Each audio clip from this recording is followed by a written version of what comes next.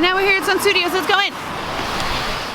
What in the heck is Sun Studios and what is it doing in Memphis? It's essentially this birthplace of rock and roll, opened in 1950 by Sam Phillips, the pioneer of rock and roll music, which came out with records by Johnny Brinson and the Delta Cats, which is Rocket 88, which was the first original rock and roll song. It was basically the first place where Elvis Presley recorded and then signed to a recording contract. Artists such as Roy Orbison, Jerry Lee Lewis, Johnny Cash, Carl Perkins, so many famous artists recorded there. It is a music mecca. So what better place to visit while you're in Memphis but Sun Studios?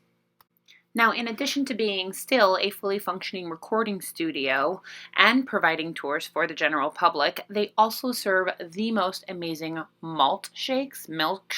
Malted milkshakes. They're amazing. This is me for having my first one. Freaking good. Oh my god.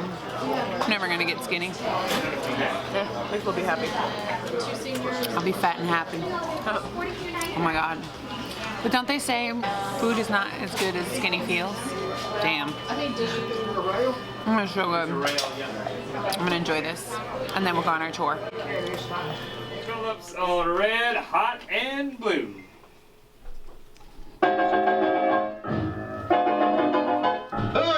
People so Phillips, looks to bring the hottest cotton picking thing to cuts a red hot blue coming through WHBQ and Hotel Chisca on the magazine floor. Is that right, Dave? That's right. Why you call Sam Putney? I gotta call Sam, Dave.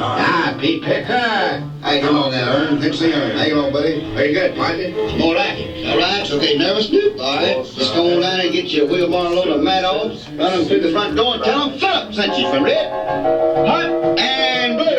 Go. I got a new song we're gonna play here. We're gonna cut loose this new song. I mean, that'll flat get it. Well, that's all right, Mama. That's all right for you. That's all right, Mama. Just any way you do. That's all right.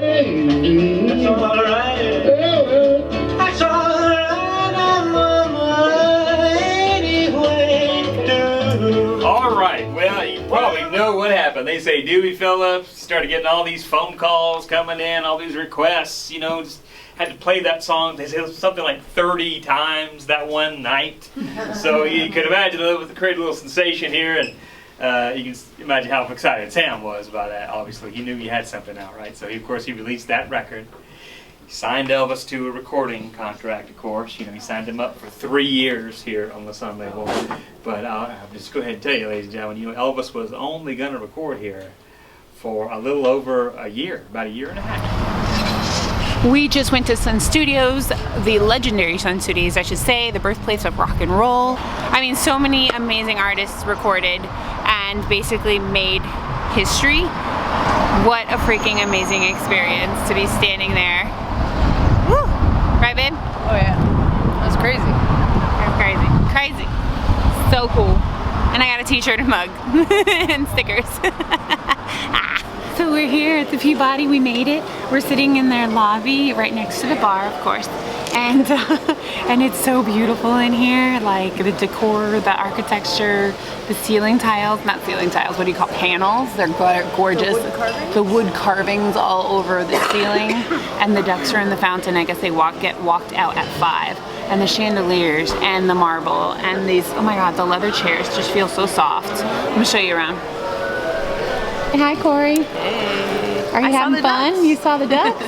They just made my day somehow. Did they really? Yeah. They're really cute. You should show them. Ooh, look at these swanky ceilings. What fancy AF.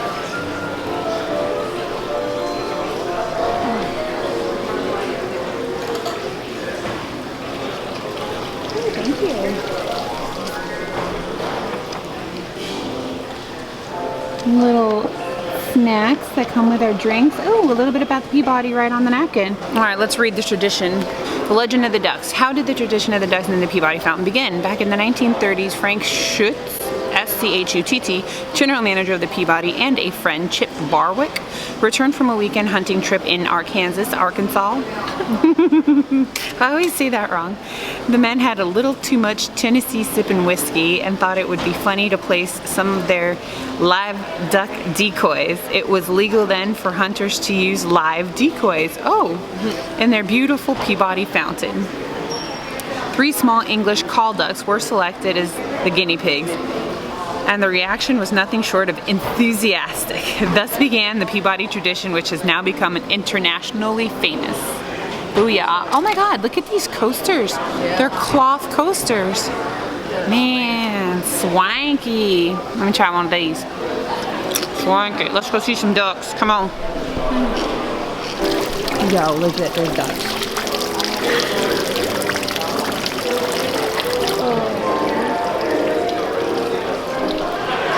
They put out the little stage and the duck wrangler. And now I'm sure he has an official title. I got so busy.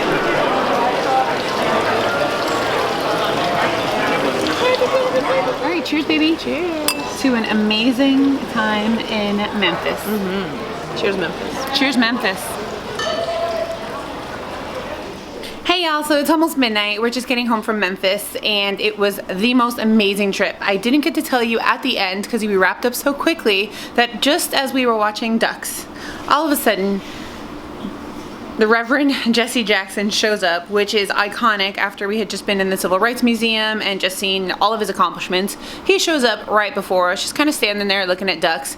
And so I get the urge to shake his hand. I was like, I'm only gonna have this moment once in my life. And so I got up, squeezed myself between a table and a chair, tried not to get pummeled by security, and went up and shook the man's hand. And he called me baby. So it was amazing. And just such an incredible experience, and I'm so blessed to have had it. And that pretty much was one hell of an end to one hell of a trip. So I'm gonna wrap this up. Hopefully it comes out okay, and thank you so much for joining me on another episode of Touching Corners, where I make whatever is in my crazy head a reality for all of you all to enjoy. And this week it was Memphis, and I'm sorry it's the end of the night. I'm sorry I look busted. Just gotta go to bed because real life starts tomorrow, and I have to go back to work and do all those important things that all of us have to do. So yay. Bye.